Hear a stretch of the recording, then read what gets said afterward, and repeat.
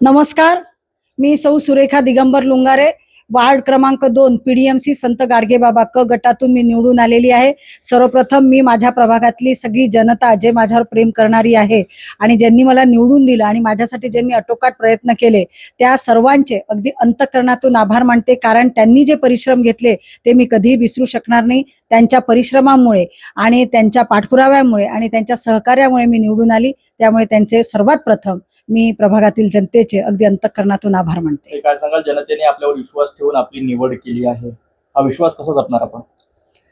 खरं पाहिलं तर जनतेच्या विश्वासाला पात्र ठरील असेच काही कामं मी करणार आहे, कारण जनतेचा जो विश्वास आहे त्यांच्या विश्वासाला मी कुठे तडा जाऊ देणार नाही, कारण त्यांना माहित आहे एक अभ्यासू व्यक्तिमत्व आहे, हुशार व्यक्तिमत्व आहे, प्रेम करणारी बाई आहे आणि सगळ्यांना घेऊन चालणारी बाई आहे। आणि त्यांनी जो मला मी जेव्हा प्रभागामध्ये फिरत होती आणि त्यांच्या तोंडातून हे जेव्हा मी शब्द ऐकत होती, त्यांच्या तोंडातून माझ्यासाठी जे शब्द निघत होते ते अतिशय चांगले होते की खूप मनमिळाऊ बाई आहे, खूप समजदार बाई आहे, सगळ्यांना घेऊन चालणारी आहे। तर निश्चितपणाने त्यांच्या मनामध्ये जे जे प्रश्न आहेत, जे जे त्यांच्या समस्या आहेत, ज्या ज्या त्यांच्या अडचणी आहेत, त्या निश्चितपणाने मी सोडवण्याचा प्रयत्न अगदी मन लावून करेल, काटेकोरपणे करेल।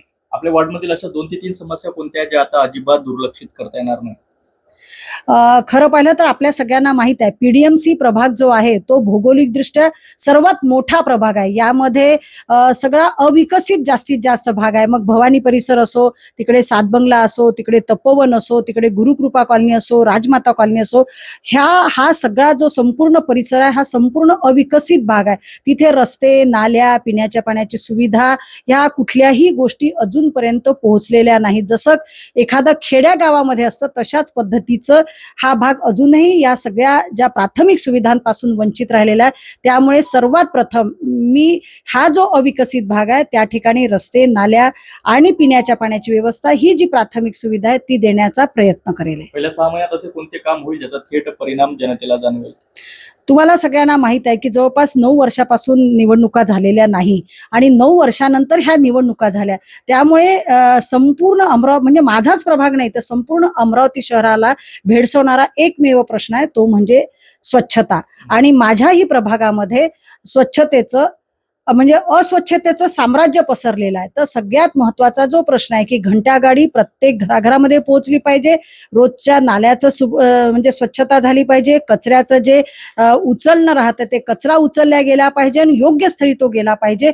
हे कचऱ्याचं जे निवारण आहे ते स्वच्छतेचं जे प्रभागातले जे स्वच्छता करायची आहे ती स्वच्छता करण्याचं काम सर्वात प्रथम करील, जेणेकरून जनतेच्या आरोग्याशी मी खेळणार नाही। कारण जर प्रभागामध्ये जर स्वच्छता राहिली नाही तर त्याचा थेट परिणाम मच्छर म्हणा किंवा वेगवेगळे किडे म्हणा किंवा बाकीचं जे साम्राज्य पसरतं आणि त्यामुळे जनतेच्या आरोग्याला धोका राहू शकतो, ते जपण्याचं काम मी विश्वासानं करेल। मागील कार्यकाळात जे काम अपूर्ण राहिले ते पूर्ण करण्यासाठी काय रणनीती असेल आपली? खरं पाहिलं तर तुम्हाला पहिल्यांदाच मी सांगितलं भौगोलिकदृष्ट्या खूप मोठा परिसर आहे, तर सगळ्यात पहिल्यांदा अविकसित भागामध्ये जे माझी अजूनही कामं, सातबंगल्यामध्ये मी बरेच कामं केले आहे, भवानी परिसरमध्ये काम केलं, परंतु पूर्ण काम मी करू शकली नाही। जी कामं बाकी म्हणजे रस्ता आहे, नाल्या आहे ते काम करेल। आणि मी ज्या भागामध्ये राहते कॅम्प परिसरामध्ये, तर मला माझ्या डोक्यामध्ये आहे जी उद्यानं काही मी उद्यानं मागच्या टर्ममध्ये जवळपास 4 ते 5 उद्यानं मी केली, ती उद्यानं जी राहिलेली आहे ती उद्यानं चांगली करण्याचं काम करेल। आणि माझ्या एक डोक्यामध्ये आहे की माझ्या प्रभागामध्ये आरोग्य कॉलनीमध्ये एक मोठं स्वामी समर्थाचं मंदिर आहे, तर त्या मंदिरामध्ये जाण्यासाठी जी कमान आहे ती कमान करण्याचा माझा मानस आहे आणि ते निश्चितपणानं करेल। त्याचप्रमाणे जी गजानन महाराजाची मंदिरं आहे माझ्या प्रभागामध्ये, तर मी शब्द दिलेला आहे जनतेला की त्या गजानन महाराजाच्या मंदिरामध्ये शेड आणि पेव्हिंग ब्लॉक्स मी लावून देईल, तर हे निश्चितपणानं प्राथमिक स्वरूपाने मी हे काम करणार आहे। वार्ड विकासात भ्रष्टाचार आणि निष्काळजीपणा रोखण्यासाठी आपण कोणती ठोस पावले उचलणार आहात? तुम्हाला सगळ्यांना माहिती आहे गेल्या 9 वर्षापासून प्रशासनावर कारभार आहे आणि ही जी अस्वच्छता आहे हे भ्रष्टाचाराचं स्वरूप आहे, कारण अधिकारी लोकांनी बिलकुल याकडे लक्ष दिलं नाही।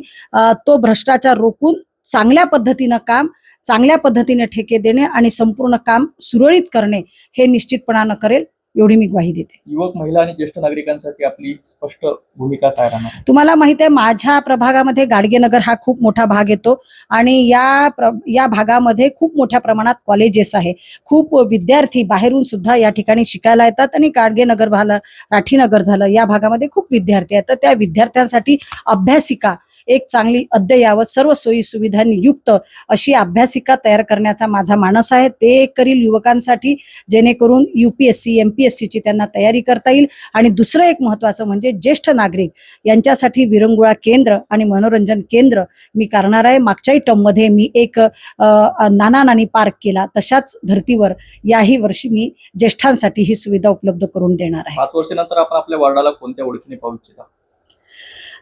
माझ्या प्रभागातले माझं जे स्वप्न आहे की मला काहीतरी वेगळं करून दाखवायचं आहे. जे सातत्याने जे रस्ता, नाली, कचरा काढणं ही तर कामं आहेतच, ही तर प्राथमिक कामं आहेतच, परंतु एखादं असं काही वेगळं काम करायचं आहे जेणेकरून एक आपली वेगळी ओळख आपल्या प्रभागात राहील. तर ते जे मी सांगितलं की आरोग्य कॉलनीतलं स्वामी समर्थाचं गेट असो किंवा गजानन महाराजांच्या मंदिरांचे सगळे शेड असो, अशी वेगळी कामं, काहीतरी वेगळ्या दर्जाची कामं करून एक चांगली ओळख माझी प्रभागामध्ये कशी निर्माण होईल आणि विद्यार्थ्यांसाठी जी अभ्यासिका त्या माध्यमातून विद्यार्थी सुद्धा आपलं नाव घेतील अशा पद्धतीचं वेगळं काम करून एक ओळख निर्माण करण्याचं काम मी माझ्या प्रभागात करणार आहे. आपल्या पक्षाची वार्ड विकासात कशी साथ असेल आणि गरज पडल्यास आपण पक्षीय राजकारणापेक्षा वर उठून काम कराल का? पक्षाची मला नेहमीच साथ मिळालेली आहे. भारतीय जनता पार्टीने मला 2दा 3दा तिसऱ्यांदा उमेदवारी दिली. पहिल्यांदा मी शारदानगर भागातून लढली, दुसऱ्यांदा 2017 मध्ये मी PDMC प्रभागातून लढली, तेव्हाही निवडून आली, सभापती झाली आणि मिनी महापौर पदाची जबाबदारी पक्षाने दिली असताना अत्यंत चांगली कामं, मग शौचालय असो, पंतप्रधान आवास योजना असो, उज्ज्वला गॅस योजना असो, त्याचप्रमाणे लाडकी बहीण योजना असो, ही जनतेपर्यंत पोहोचवण्याचं काम मी स्वतः जातीने केलं आणि त्यामुळे पक्षवाढीला तर म्हणजे निश्चितच फायदा झालेलाच आहे.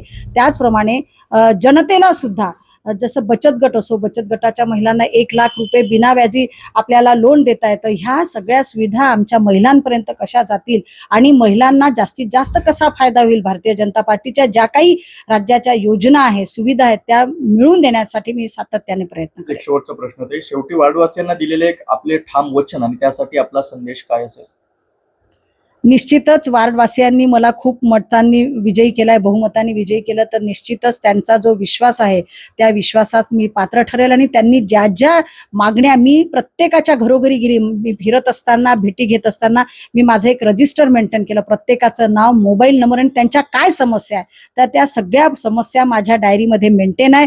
त्या समस्या सोडवण्याचा मी काटेकोर प्रयत्न करेल आणि निश्चितपणानं त्यांचं कुठेतरी समाधान होईल एवढी याची मी ग्वाही घेते आणि खात्री घेते.